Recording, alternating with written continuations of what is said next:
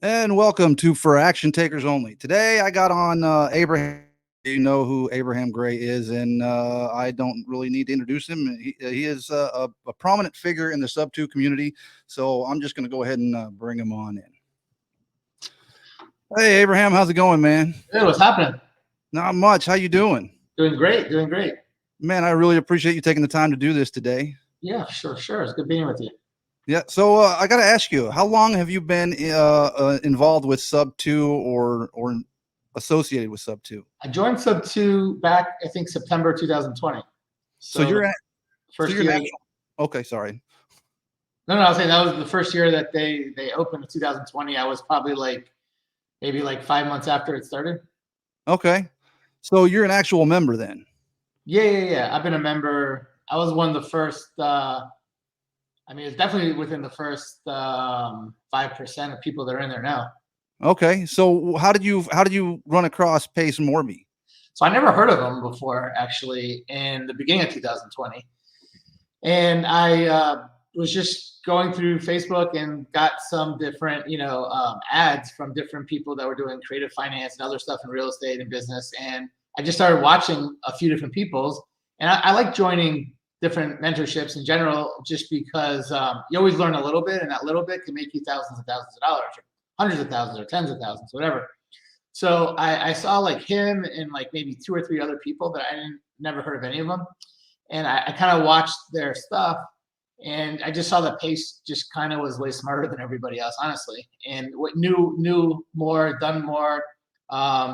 And I was able to relate with him more just because I saw him as more similar to me than the other people. So I was like, all right, yeah, this would be the best one. If I'm going to join a creative finance real estate group, why not join the best one, the person that put out the most content, that seems to know the most. Right.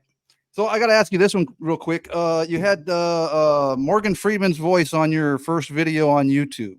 Yeah. Did you actually hire him to do that, or was that an AI voiceover type thing? Yeah, that was an AI voiceover.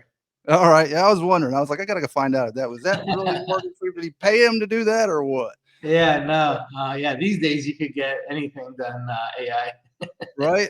I know it's getting pretty wild out there with the AI. It actually wasn't even AI. It was just someone that sounds like him. Like, there's people that sound like him, so I just had someone that sound like him talk. Oh, okay. All right. So, and that video was about a year ago, huh? Yeah, about 15 months ago. I started my YouTube about 15 months ago. That was the first video. Okay.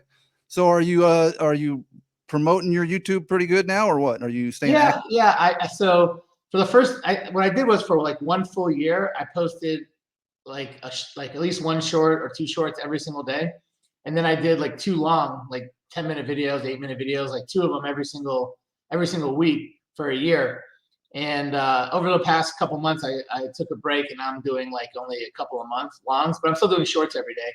And once I see that it takes off, and I'm getting enough views to where it's worth it, I'll do way more cool videos. But I got to I think I'm 17,000 plus, 17,500 or so subscribers Around there, but yeah. it looks like all my videos are staying around where it's the same amount of people watching them. So I was just kind of waiting for the algorithm to kind of take off on it, and then I was going to do more. So I wanted to see if I did more videos, less videos, what would happen. So I'm just playing around.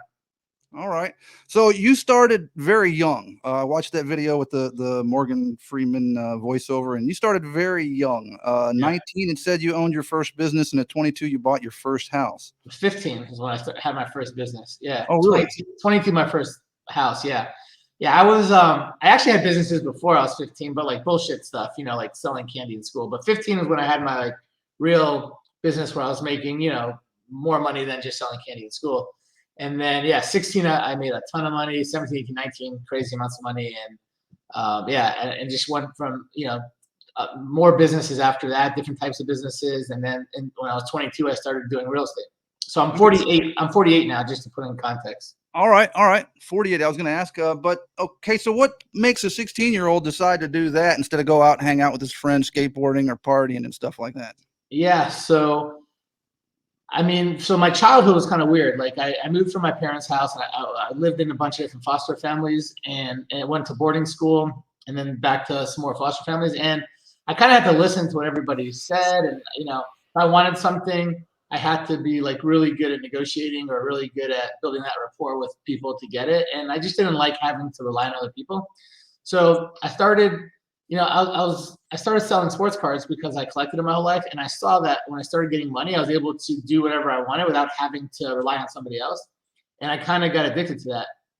And I was like, well, shit, if I could do that with $10,000, and what can I do with 100,000? What can I do with a million? What can I do? So I just kept having that drive to just make more money because I just knew I'd have more freedom to be able to do whatever I wanted. Okay, so at 22, you got your first house. Yeah. What was the first business you bought? You actually bought, paid for? My first business that I actually bought off somebody. So I was selling sports cards, all through from when I was 15 all the way through I was about 22. And I bought a lot of other sports cards people's like booths out, and I even bought a physical location. But those were like smaller type businesses. They didn't make, they were making money, but not like, millions of dollars. They were making, $100,000. So my first business after sports cards that I bought was I started like this collectible business where I was selling Beanie Babies, Pokemon cards, Yu-Gi-Oh cards, Magic the Gathering, and I bought a competitor that had a really big business in that same industry. Okay. That was my first big business that I bought. That was back like in like the late 1990s, and I paid $600,000 for that business. I remember, and I bought it creatively with putting down, somewhere between 10 and 15% only. And I actually used one of my cars that I had extra car to trade for most of that down payment money, so I didn't have to come up with that much cash. But that was my first like probably big business that was making seven figures that I bought. And then from there, I bought so many more. Okay, so how did you get started with buying businesses? It just that came first, obviously, but did you have to? Now, SubTo wasn't around then, so how did you manage to buy it? You said your first one you did. SubTo's been around since before we were all born. It just wasn't like popular, but yeah, nobody knew about it. Nobody knew. Yeah, very few people knew about it, and so I didn't like start off by trying to buy businesses. I started off by just having my own business, starting my own business, and making money. And then I realized, the way to grow your business is to do a lot of marketing, advertising, and stuff like that. And when I bought my first business, like a competitor out, I literally like almost doubled my business overnight. I'm like, holy shit! Like, why should I spend all this time and money advertising when I could just buy somebody's business and take all their customers? And it worked really well. And I did it like over and over. And I was like, holy crap, this is so much better. So I just started, instead of, basically spending all this money on marketing and advertising in my early ages, I was just buying competitors out. I was able to figure out a way to creatively buy them to where I didn't have to come up with most of the money. And it just made sense. And from there, I just did it on a bigger scale and on bigger businesses, ever since. So what made you move over into real estate? So I had a friend that I was doing business with that that lived in in this house, and he said, "Look, I have my landlord's interested in selling. You're interested in buying a property?" And at the time, I was like, a lot of people told me I should diversify and get into real estate because it's passive income as rentals and to tax purposes. So I was like, yeah, I've been thinking about real estate. So I talked to the landlord, and he sold me that house and a few other houses. And right before that, I actually bought my own house to live in. So like it was like boom, boom. I bought a house to live in because I wanted to live in my own house, and then I bought like a few rental basically properties from my friend's landlord, and I became really good friends with that landlord. Ended up buying more properties from him. He kind of like liked me. We kind of like had a lot in common. He was probably like 20 some years older than me at the time, and he took me under his wing. He showed me like how he did stuff. He had hundreds of properties at the time. And I just started buying more and more properties. And from there, I did a lot of single families, and then eventually got into a lot of commercial. I had, warehouse spaces, office spaces, shopping centers. I bought some bigger apartment complexes later on. And, but I ultimately like single family. Single family is one of my favorite stuff to buy for a lot of different reasons. I like being able to be in and out, like single family, you could fix and flip and turn it 3 months, 6 months, whatever, and be out. The commercial stuff's more long-term. I'm not like a super patient guy. So like, I like being able to flip stuff, but I like having some long-term stuff, but mostly I like being able to turn the money over. All right. So do you do the same with businesses then? Do you flip them? Do you hold on to them just a set period of time and then sell them off? Well, so this is the difference between business and real estate. Like with real estate, I actually pay cash for most of my fix and flips because I just have plenty of money and I don't need to borrow money for it. So I like to like turn my money. With businesses, most of the businesses that I buy, I use like basically none of my money. So I don't really care about flipping it as much because I don't have much of my own money in it. So I'm just cash flowing like crazy. So when I have a property, cash flowing, you know, $300, $400, $500 a month as a rental on a single family. On these businesses, I'm cash flowing like 20,000 a month on average. So it's just I'd rather just keep them and just keep that cash flow coming. Eventually, when I sell it, I'll have a payday. But it for me, the cash flow is good because I have no money in it. So most of the properties that I keep right now that I have rentals, so I have a couple hundred rentals. Most of them are bought with a seller finance SubTo, and I don't have much money into them, so that's why I keep them. But most of the ones that I have to pay cash for, or if you have to get a regular loan right now, the interest rates are too high, so it's not even worth it. But the ones that I basically don't buy SubTo and owner finance, I'm 99.9% of those I'm fix and flipping. It's the ones that I'm buying creatively that I'm keeping long term. Okay. So how has the market played havoc in your businesses and real estate investing? Yeah, I would say that 2020, 21 was like ridiculous, and then like toward August of 2022, the market like kind of shifted. But like literally every single month, stuff was going up like crazy. So no matter what, I was able to buy unlimited amounts of stuff. I didn't have to inspect stuff good. I was able to pay super fair, super high, even because if I screwed up, it went up the next month, and then it went up again the next month. But so I mean, we just made tons and tons of money in 2020, 21, 22. Although I've been doing real estate forever, I really picked it up a lot when COVID happened, or right before COVID, and that's when the market really just took off. So August, the market started going down. So I didn't lose any money in real estate for many, many, many years. I was making crazy money. August was like when I first started losing money in some properties. I still made a lot of money in real estate. Like if I was buying 30 properties a month, and I was making about 35,000 a property. So I was making $1 million a month just on fix and flipping, not even including my businesses and rentals and all kinds of other stuff.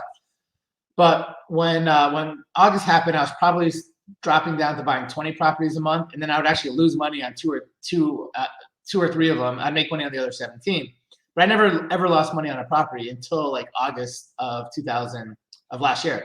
And but it was fine. You just have to adjust over the next 2-3 months, and I started buying less stuff and just being more picky and having to get better deals. And now it's been good. So the market was bad, I would say, from August to like January, February of 2023. It was really hard to sell stuff. Like you put stuff on the market, it would sit. A lot of the stuff I did would sell to like other hedge funds. Most hedge funds quit buying. Really? So it got, but I saw that like February, March for sure of this year, it turned back around and got really good again. So from March all the way, I would say through August of this year, was very similar to the last few years. It really picked up, and I was buying a decent amount and fix and flipping and actually making more money because I was more careful with the properties. Per property, I was making more money, but I wasn't buying as many. This year, I probably bought about 15 homes a month on average, where I was buying about 30, but I was making more money per home this year. So, it was give and take. But then again, August happened, right? Just a couple months ago. And I saw the market started dropping again. So I would say the last couple months, the market definitely has taken a turn down again. But the market's still good. Like we're still making tons of money. It's just you gotta be more careful and buy better deals and just pay attention to what's going on. So properties are sitting a little bit longer, and but they're still moving. They're still moving. Yeah. Yeah. I see every day you're posting that you bought this one, bought that one. Yeah. I actually had some of my biggest profit homes were over the last few months. I just sold a home. I closed on Friday. I bought it like 5 months ago, but I just closed on it, sold it on Friday. Made 200,000 on that flip. I sold it for 800,000. I had like not even 600,000 in it. Oh, and there was another home right before that I made like about 170,000 on.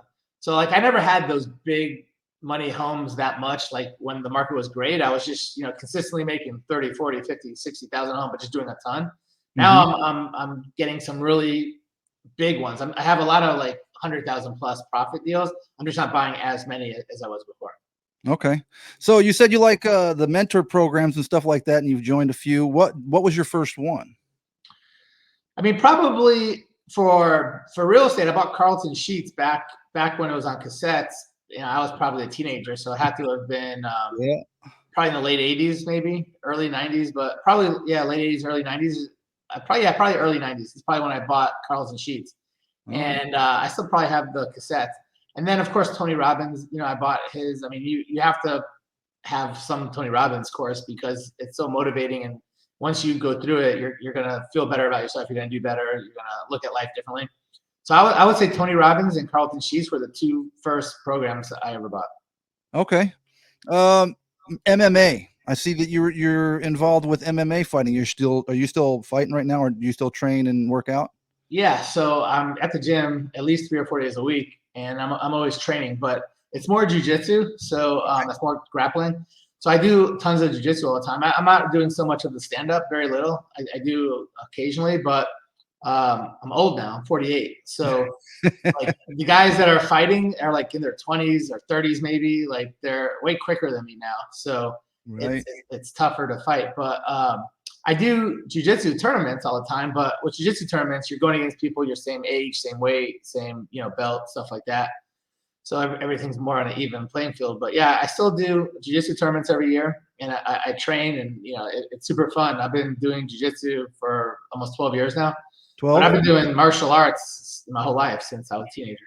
Since you're young, you've been involved with that. Okay, I was Yeah, going to ask. I saw in the video that you were in an octagon fight. How was that? yeah. I had 6 fights, and Six.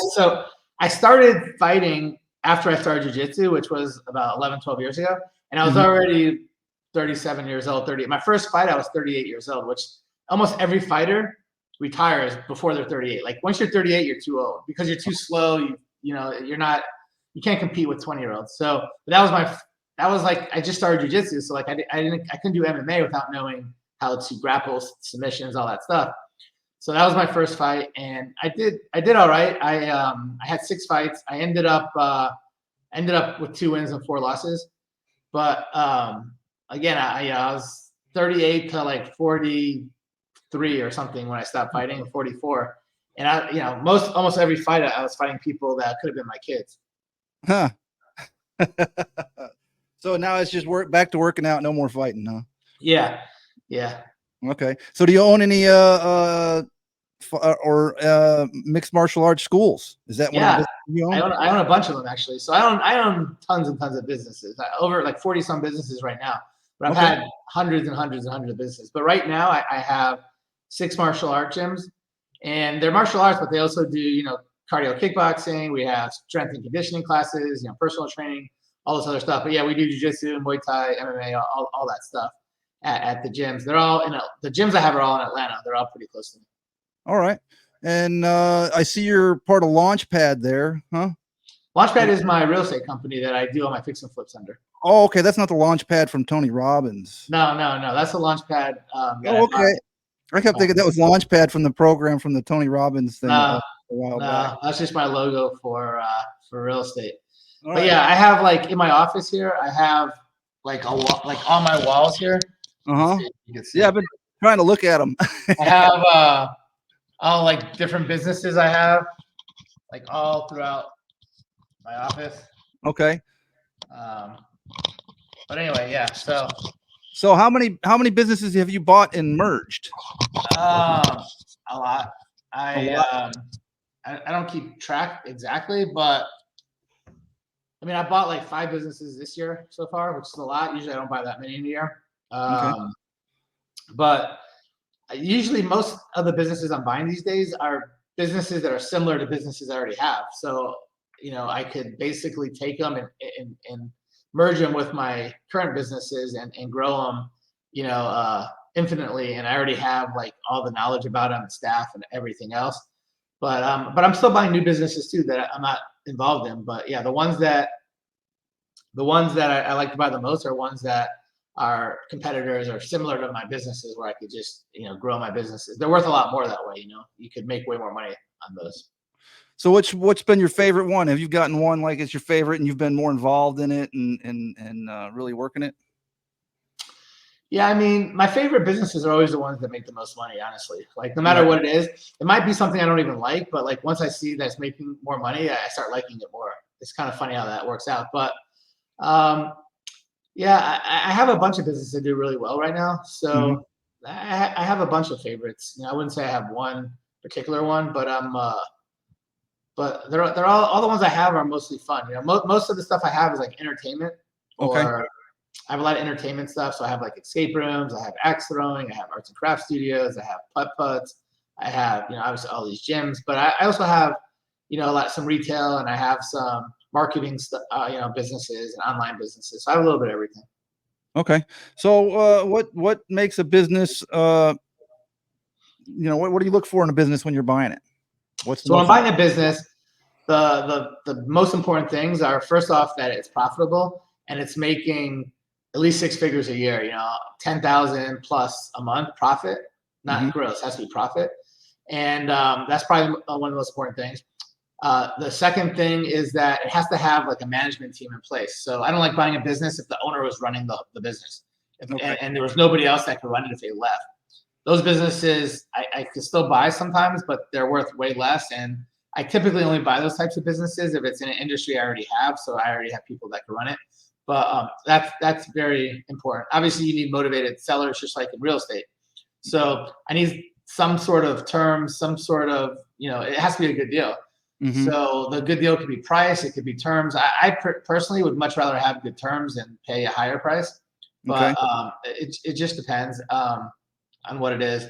And then yes, it's just got to be in an industry and a location that makes sense for me. So I don't want to buy something in a location in a state that I have no help, no, you know, it's you know, I can make a lot of money, but maybe it's just gonna be a lot of grief. So I want stuff that, at this point in my life, I only want to buy stuff that's easy to manage and run, and not stuff that's gonna you know, take a Yeah. lot of my time.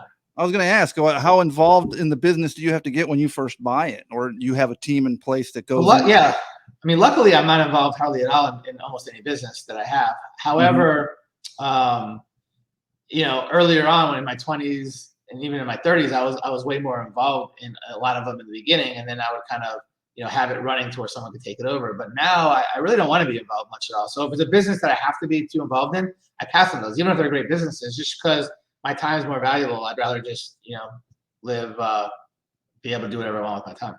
All right. Well, now, since you're bringing that up, you want your time. You're married, have kids, right?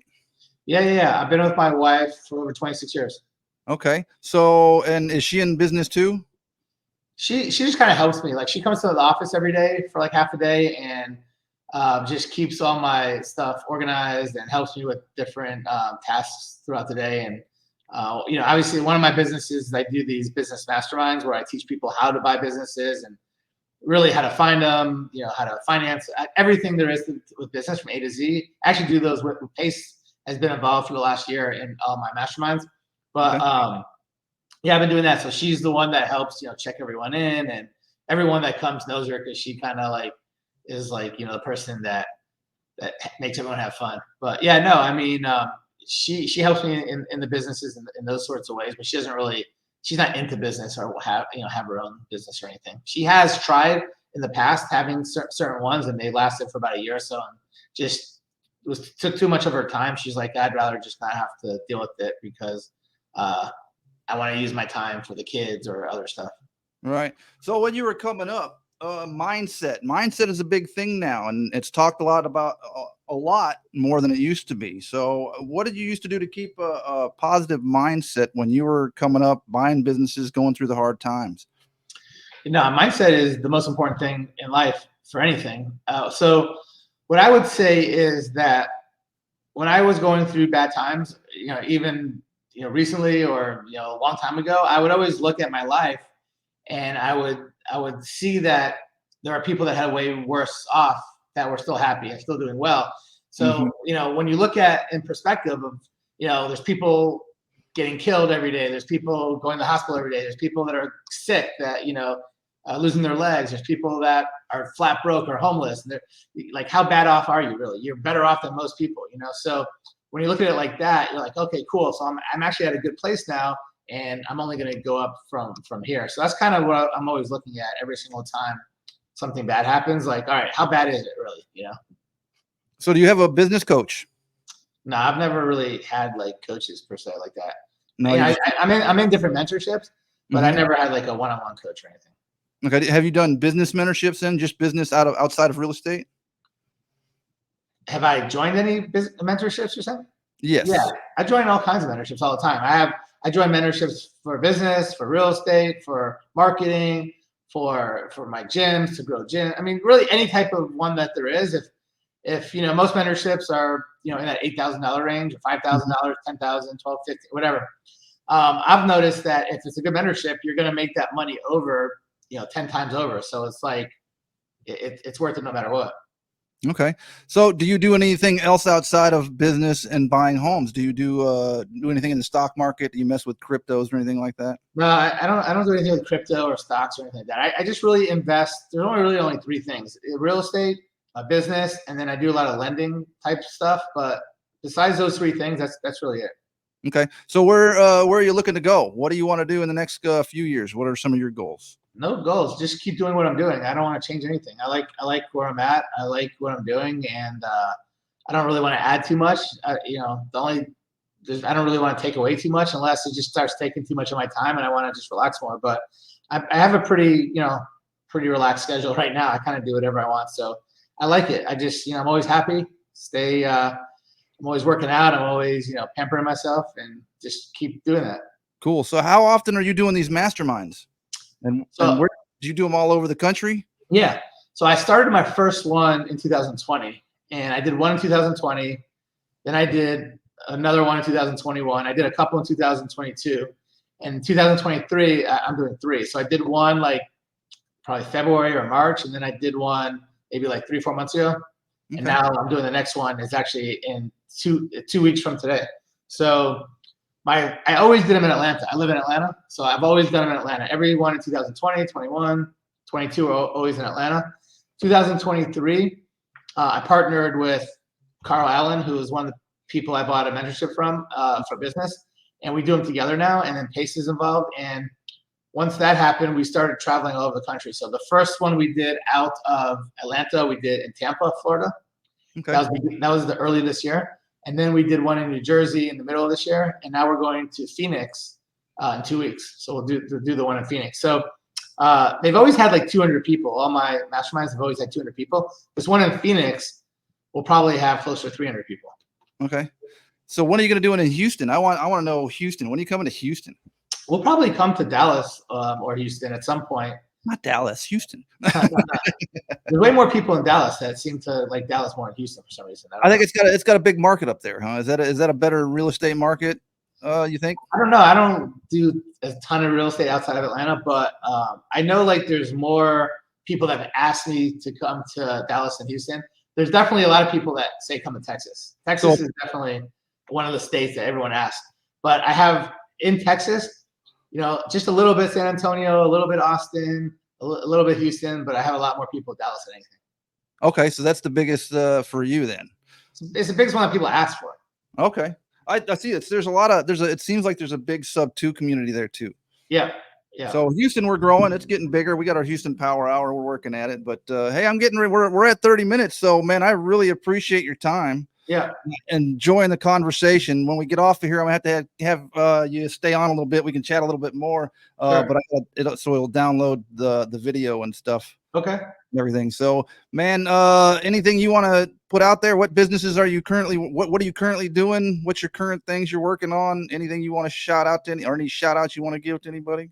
No, I mean, I'm just doing really what I've been doing this year is buying more businesses that are similar to the businesses I have. And of course, buying tons more properties. So I bought like a cleaning company last year that now I bought a couple more this year. I have a trophy store that I bought in 2019 that I bought another one in 2020, another one in 2020. I bought some more this year. A lot of them I merged together and just grow the customer base, and then I get the best employees, and they're kind of close together, so I'm able to get rid of a lot of expenses but grow the income. And I've bought gyms, because there's a lot of good reasons to buy different gyms. There's a lot of gyms that go out of business. I actually buy some of those just to get their customers and their equipment, because you can buy them for almost nothing. But yeah, I'm buying a lot of businesses that are similar to ones I have. I bought another axe throwing location this year. I had 16 up until then. Now I have 17 locations. They're all over the country. You franchise anything? Have you No, franchised? I haven't franchised anything. Everything I own myself, and I have partners. So I have partners in just about every business I have. But yeah, me and my partners own them all. It's not like franchise. I've only owned 2 franchises in my life. Okay. Yeah.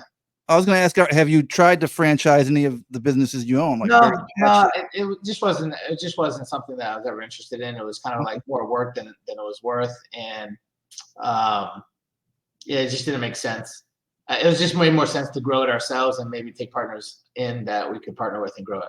Okay. Are most of your businesses around Atlanta too, since that's where you're from? I would say a good bit of it is, but I have like some good partners in some other cities. So they're either in Atlanta or they're in the cities that have other good partners. So like I have some in Florida, Pennsylvania, New Jersey, New York, Kansas. I used to have some good partners in Chicago. I had a lot of stuff in Los Angeles. But yeah, I stick to the cities I have, partners that I've been doing a lot of stuff with. For the most All right. part. What about online stuff? What kind of online stuff do you do? Any affiliate marketing stuff like No, that? but I have a content creation business where you can see it in the back, it says Content Lab, like right there. So that's a business that we have 6 people that just edit, film, and make YouTube videos for people, make marketing videos for people's businesses. We do Instagram videos, we do shorts, longs, all kinds of stuff for people.